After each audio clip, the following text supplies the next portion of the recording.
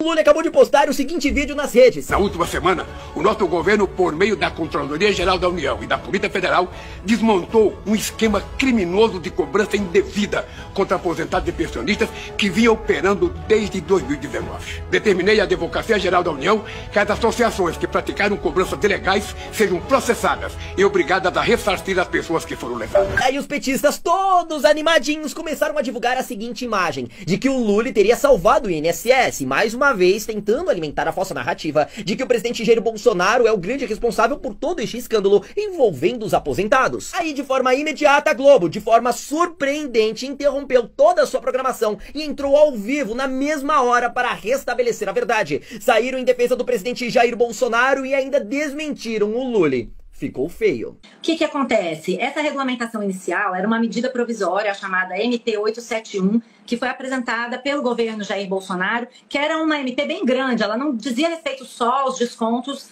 das aposentadorias, né? Ela era uma MP que visava várias medidas para controlar fraudes e corrupção no INSS. E lá no meio ela falava dessa questão dos descontos que eram feitos na folha dos aposentados, que já eram alvo de muitas denúncias de fraude. E eles previam ali, todo mundo que tiver o seu desconto feito na folha para pagar uma entidade associativa, tem que revalidar esse desconto ano a ano. Então o aposentado tinha que ir lá e dizer se essa era a medida original. Tinha que ir lá e dizer, olha, eu confirmo, continuo filiado, quero esse desconto.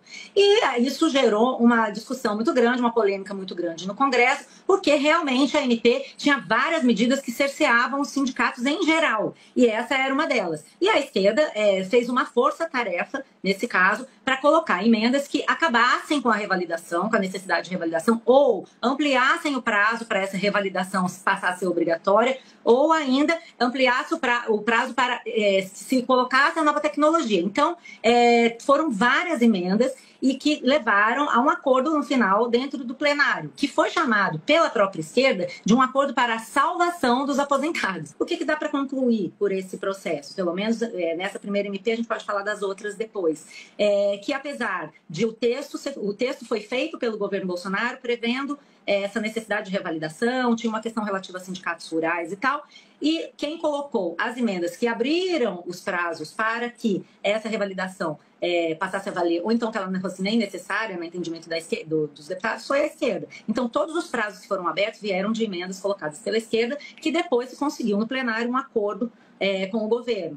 Nesse início, a avaliação do governo, segundo as pessoas com quem eu conversei que participaram dessa negociação, era que se você veta esse artigo, a MP chega no plenário e o pessoal derruba a MP, fica sem regulamentação nenhuma. Então essa foi a avaliação. Vamos manter o acordo com a oposição e depois a gente tenta em outras ocasiões. Luli, eu acho que da próxima vez é melhor você consultar mais o Sidônio. Ou eu acho que foi o Sidônio que deu essa ideia.